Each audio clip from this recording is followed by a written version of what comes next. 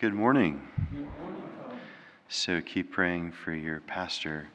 He sounded so different when I spoke to him on the phone yesterday because his throat is really inflamed, and I thought it was Father Michael on the phone because he had a very kind of a gravelly voice with great gravitas. Father Michael has great gravitas. So I'll tell you a story. Some years ago, I had a particular parishioner, and I think he was a parishioner because he came to St. Vincent knowing that we would help him.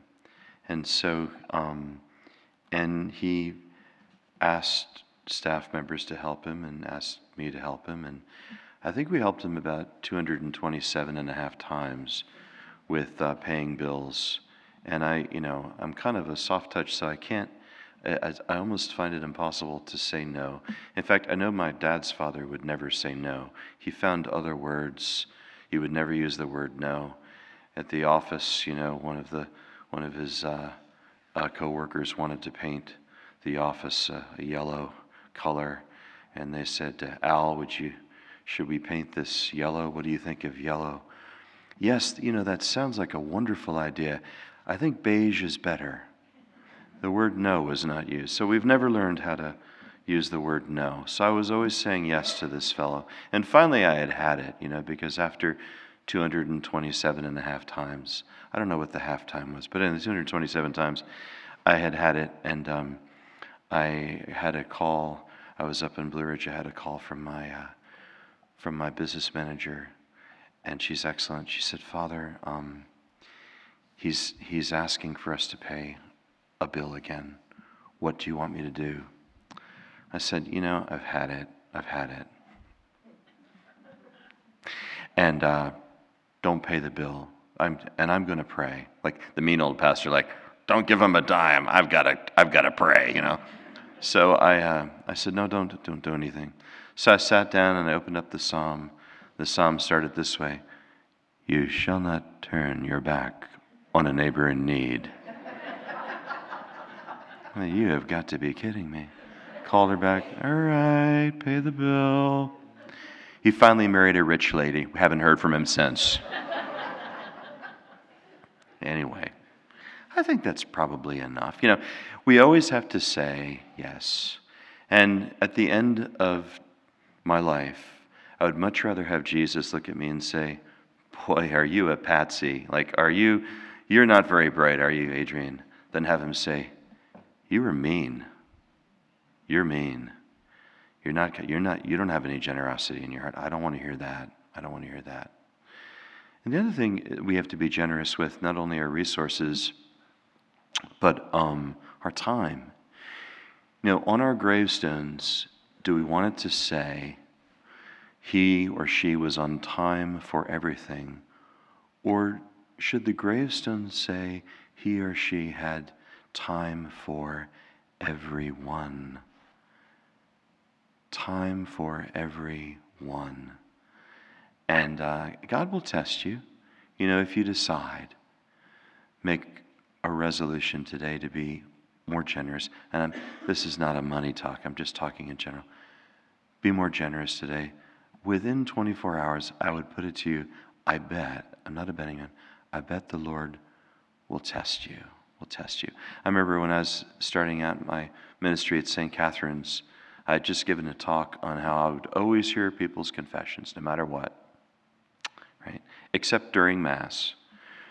I couldn't hear a confession during Mass. So I rang the bells at St. Catherine's, and this woman walked up to me. She said, "Father, can you hear my confession?" And I said, "Well, I just rang the bells." "Father, can you hear my confession?" I was like, this is a test. I haven't really started Mass yet because I haven't kissed the altar yet. So I popped into the confessional, it's right next to the entrance there, and heard her confession. And, the altar server was like, the church is so big, like 300 yards down the nave, and I'm zipping behind. But always have time. So have resources, share your resources, have time. we really have to visualize who we're helping. Now, and sometimes I know, sometimes it's enabling, sometimes we're enabling someone in their irresponsible life, whatever it might be. But isn't that kind of their problem? Our generosity, that's what we're called to. Now, I started having exceptions.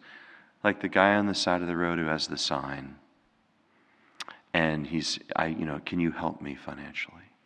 And we think to ourselves, well, if I give him money, he's going to go buy beer. Okay?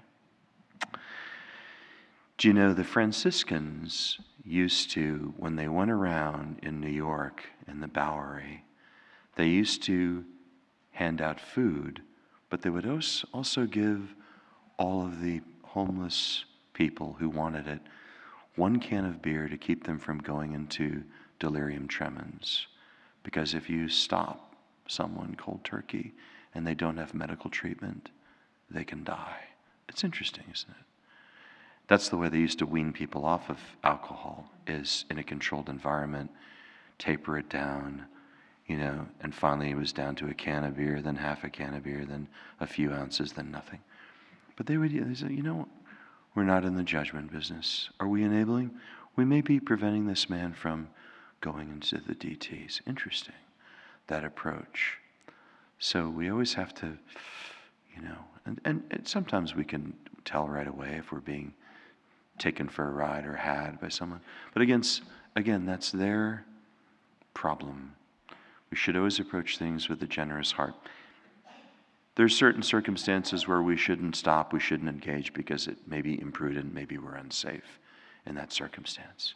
But always having that spirit of generosity. And again, if you leave here today with a resolution, Lord, I do want to be as generous as I can be, and I do want to have time for everyone, then look for the test. It will come along shortly. It will come along shortly. But the Lord God Almighty, He'll never be outdone with your generosity. And again, this is not a Joel Osteen give and it will multiply itself talk. But my experience is, and the Lord has taught me, whenever I'm generous, He always gives back more. What does He want me to do with that more? Be more generous. So what is He teaching us?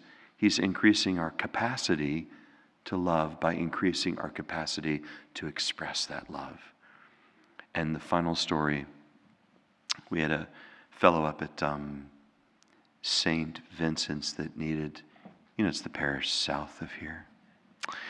He needed a wheelchair, and so I asked for a wheelchair, and I got 8 wheelchairs. And I won't go into there's a protracted version of this story that's unbelievable, that has God's fingerprints all over it. But wheelchairs are expensive.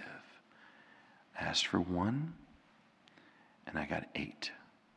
And I remember that. That's just one of many stories like that where I couldn't believe the generosity. And that's my issue, isn't it? That we say that, I just can't believe it. I'm incredulous. Why? Because my faith is weak. My trust and my belief is weak. That's why we say things like, I just couldn't believe it. I couldn't believe what the Lord did for me. We shouldn't be surprised. We shouldn't be presumptuous. But we shouldn't be surprised. How generous He is. How generous He is, pouring forth His very blood. What right do we have to withhold anything? Again, we don't want to bankrupt ourselves and become a problem for someone else, right? But what right do we have to withhold anything? Our time, our love, our affirmation, our patience, whatever it might be. It's all His. Let's stand now.